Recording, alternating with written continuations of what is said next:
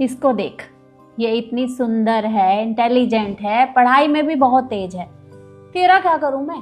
अरे तू काली है और मुझे तो चिंता होती है कि तेरा क्या होगा। अरे कल को ये हमारे घर में कमा कर लाएगी, सारे घर का खर्चा उठाएगी, मुझे पता है अच्छे से। पर तू क्या करेगी?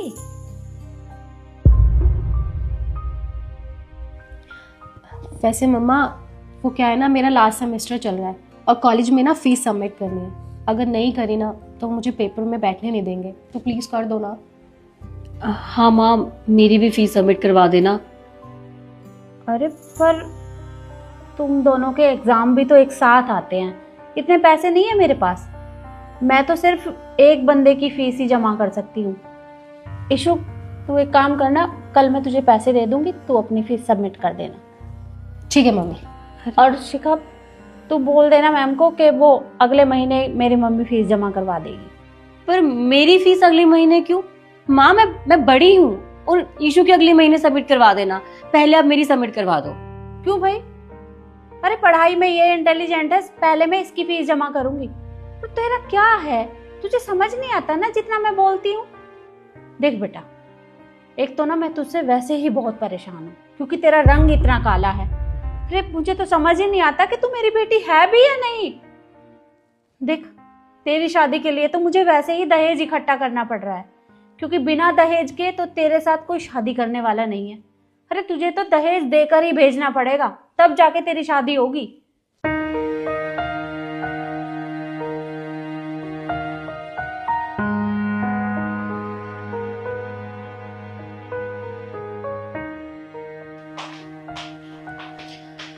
दीदी सुनो, मैं अपने फ्रेंड्स की बर्थडे पार्टी में जा रही हूँ, तो मम्मी को कहना मेरे लिए खाना ना बनाए और मैं वैसे भी लेट आऊंगी।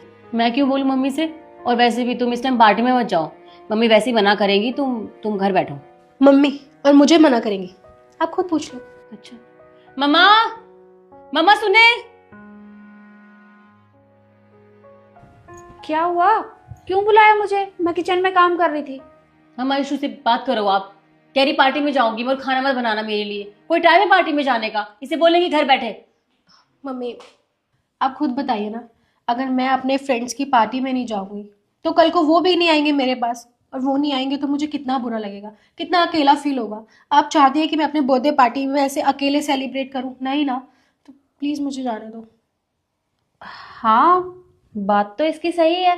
अरे अगर ये नहीं जाएगी तो इसकी पार्टी में कौन आएगा? जाने दे, कोई बात नहीं, तू जा। देखा तुमने? माँ, ये कोई मतलब नहीं बनता। अगर मुझे कहीं जाना हो तो आप मुझे मना कर देते हो। कहीं जाने की जरूरत नहीं है, दोस्तों के साथ कहीं घूमने की जरूरत नहीं है। और जब जब बात ईशू की आती है तो आप इसे कभी मना नहीं करते, मुझे ही मना करते हैं। इतना भेदभाव क्यों करते हो आप हम दोनों में? तुझे अच्छे से पता है कि मैं तुझे क्यों मना करती हूँ, क्योंकि तेरा रंग इतना काला है। अरे कितनी बार मुझसे बुलवाती रहेगी? मुझे भी अच्छा नहीं लगता बार बार तुझे ये बात बोलना, लेकिन जब भी तू बाहर निकलती है ना तो बाहर वाले तरह तरह की बातें बनाते हैं। अरे सब मुझसे कहते हैं कि पता नहीं ये तेरी बेटी है भी या नहीं, दोनों में कितना फर्क है।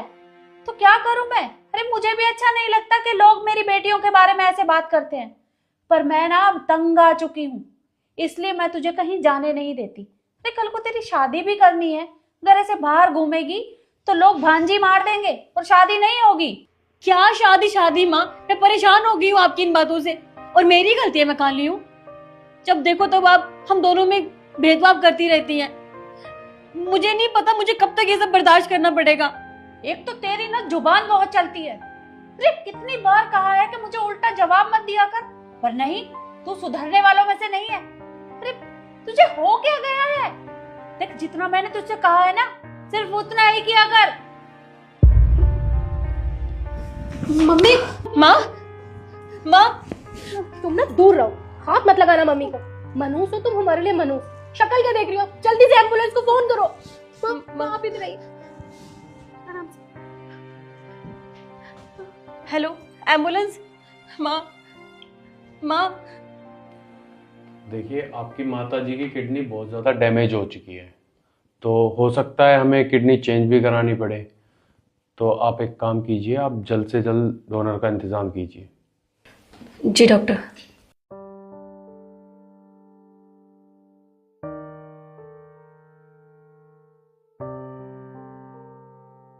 दीदी, अब हम डोनर का इंतजाम कहाँ से करेंगे? मुझे तो समझ ही नहीं आ रहा। कहाँ से करेंगे मतलब?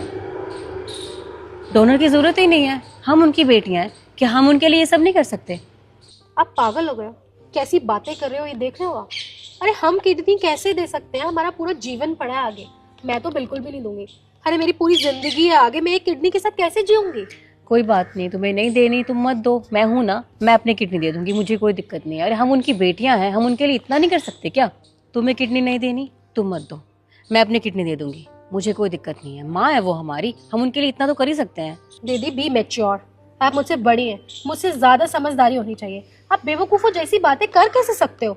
अरे आपकी भी पूरी जिंदगी पड़ी है आगे, शादी करनी है, बहुत सी चीजें होती है। एक किडनी के साथ क्या क्या करोगे आप? यीशु मैं कर लूंगी मैनेज। और तुम खुद एक बात बताओ, अगर पापा होते तो वो भी तो उनके लिए करते ना कुछ। हम उनकी बेटियां हैं, क्या हम उनके लिए ये सब नहीं कर सकते?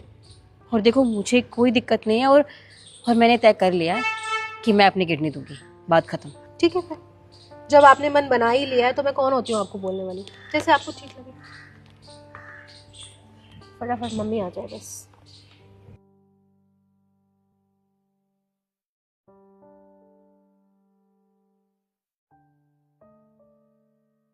आराम से। मम्मी, अब डॉक्टर ने आपको ना बेड रेस्ट के लिए बोला है, तो अब ना आप कुछ भी नहीं करोगे, कोई काम नहीं करोगे, क्योंकि 2 महीने बाद ना आपका ऑपरेशन है, आपके किडनी ट्रांसप्लांट का। पर बेटा किडनी डोनर कहाँ से मिलेगा? कौन देगा मुझे किडनी? मम्मी, आपकी बड़ी बेटी शिखा।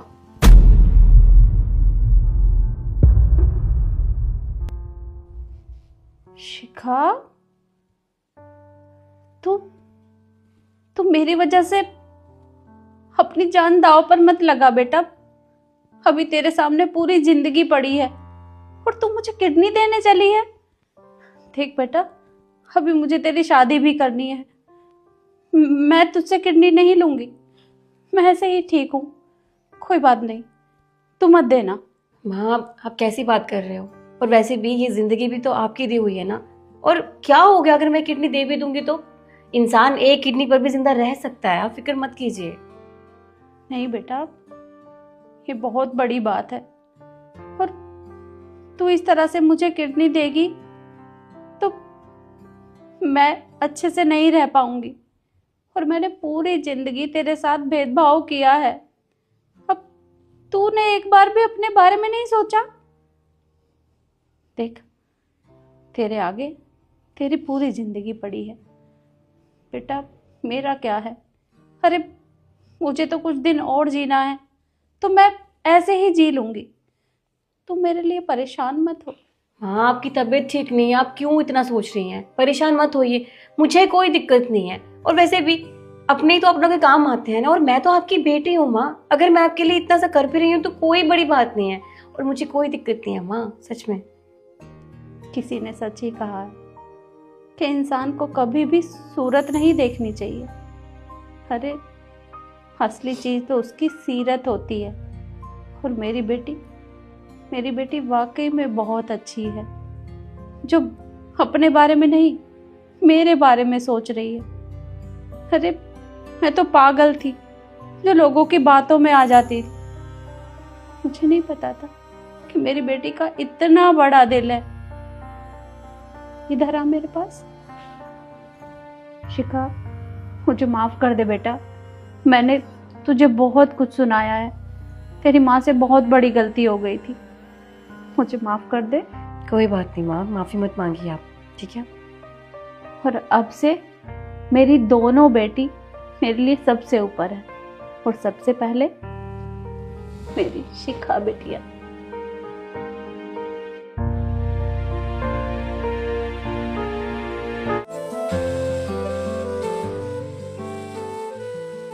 चाचा, जूते साफ हो जाएंगे मेरे? हाँ साहब हो जाएंगे। देख लेना, जूते बहुत महंगे हैं, पूरे 1.5 लाख रुपए के जूते हैं मेरे। क्या 1.5 लाख रुपए के जूते? हाँ, 1.5 लाख रुपए के। अरे साहब हमने तो कभी देखे नहीं आज से पहले, क्या झूठ बोलते हो? अरे मैं क्यों झूठ बोलूंगा, जूते तो इससे भी बहुत महंगे आते हैं, ये तो सिर्फ 1.5 लाख रुपए के हैं। आप ये बताओ, ये साफ हो जाएंगे या नहीं होंगे? हाँ साहब, कर तो देंगे साहब, लेकिन आज से पहले इतने महंगे जूते कभी किया नहीं ना, तो डर सा लगता है कुछ। अरे इसमें डरने की क्या बात है, जूते तो आप रोज साफ करते हो, और जूते साफ करने के ना पूरे मैं आपको 8,000 रुपए दूंगा। 8,000 रुपए? 8,000 रुपए वो भी जूते साफ करने के? हाँ 8,000 रुपए कम लग रहे हैं क्या आपको? अरे नहीं नहीं साहब, बहुत ज्यादा है। क्या कहा आपने, ज्यादा है? आपको पता है मैं अभी ड्राई क्लीन वाले के पास से आया हूँ, उसने मुझसे इन जूतों को साफ करने के लिए 10,000 रुपए मांगे, और मैं आपको सिर्फ 8,000 रुपए दे रहा हूँ। देखो इसमें आपको भी फायदा है, आपको ज्यादा पैसे मिल रहे हैं, और मुझे भी फायदा है, मुझे 2,000 रुपए बच रहे हैं। तो आप ये बताओ, ये जूते साफ कर दोगे या नहीं? हाँ हाँ साहब, हो जाएंगे साहब। तो लो।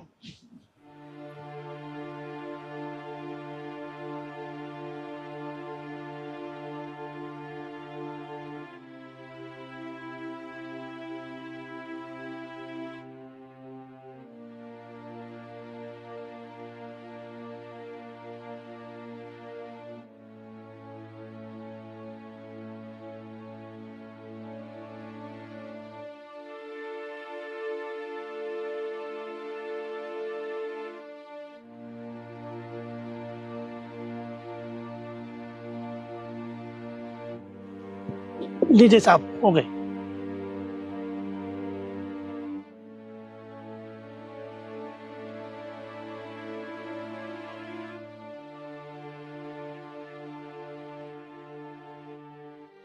अरे वाह चाचा, आपने जूते तो बहुत अच्छे साफ किए हैं। और ये लो, आपके पूरे 8,000 रुपए। अरे नहीं नहीं साहब, इतने सारे पैसे नहीं नहीं, मेरे को तो 100 रुपए दे दो। चाचा, मैंने आपको जूते साफ करने से पहले ही जबान दी थी कि मैं आपको जूते साफ करने के पूरे 8,000 रुपए दूंगा, और आपने मेरे जूते बहुत अच्छे से साफ किए हैं। मैं अपनी जबान से कैसे मुकर सकता हूँ? तो ये लीजिए, ये आपके पैसे हैं, रखिए इन्हें। अरे नहीं नहीं साहब, हम हक के ही पैसे ले रहे हैं, हम हक का बनता है 100 रुपए, 50 रुपए दे दो। मैंने कहा है ना कि मैंने आपको जबान दी थी और मैं आपको पूरे पैसे दूंगा। तो ये लीजिए, रखिए अपने पैसे।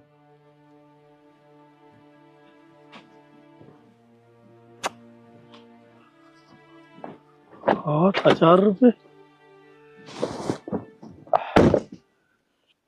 तरुण एक बात बताओ, कौन सा ऐसा ड्राई क्लीन वाला है जो जूते साफ करने के 10,000 रुपए लेता है? कोई भी नहीं। जब कोई भी नहीं है तो तुमने जूते साफ करने के उस मोची को 8,000 रुपए क्यों दिए भाई, जबकि उसके 100-200 रुपए बनते हैं? देखो रिद्धि, वो मजबूर था और उसे पैसे की बहुत जरूरत थी, इसलिए मैंने उसे जूते साफ करने के 8,000 रुपए दिए। अच्छा, वो मजबूर था, और तुम्हें कैसे पता कि उसे पैसों की जरूरत है? वो क्या तुम्हारे सपने में आया था और सपने में ये बोला होगा कि तरुण सर मेरी ना मदद कर देना क्योंकि मुझे पैसों की जरूरत है ना?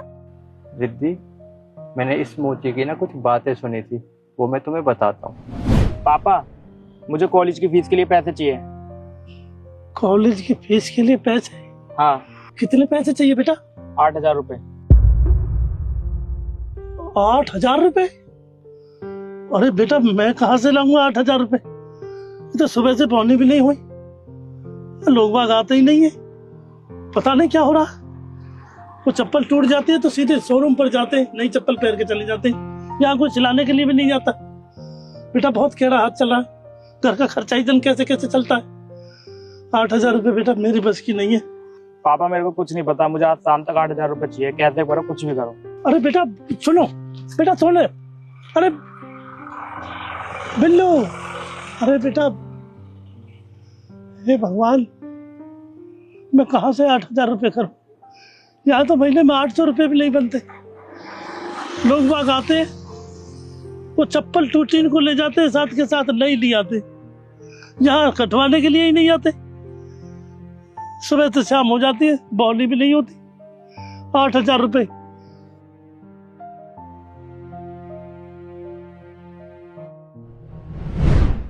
तो बताओ, मैंने इसकी मदद करके सही किया या गलत? तुम ही बताओ। चलो मैं तुम्हारी बात समझ गई, पर तुम्हें उसकी पैसों से मदद करनी थी तो डायरेक्ट कर देते, झूठ बोलने की क्या जरूरत थी? डायरेक्ट मैंने इसलिए नहीं दिए कि उसे ऐसा ना लगे कि मैं उस पर कोई एहसान कर रहा हूँ या मैं उसे कोई भीख दे रहा हूँ। अब मैंने उसे पैसे इस हिसाब से दिए हैं कि उसे ऐसा लगेगा कि ये पैसे उसकी मेहनत के हैं। ये तो तुमने बहुत सही किया तरुण, अब हम अपनी ऑडियंस से भी पूछ लेते हैं, आप लोग बताइए मेरे पति ने मोची की मदद करके सही किया या गलत? कमेंट सेक्शन में जरूर बताना और ऐसी वीडियोस के लिए हमारे साथ जुड़े रहिए। धन्यवाद।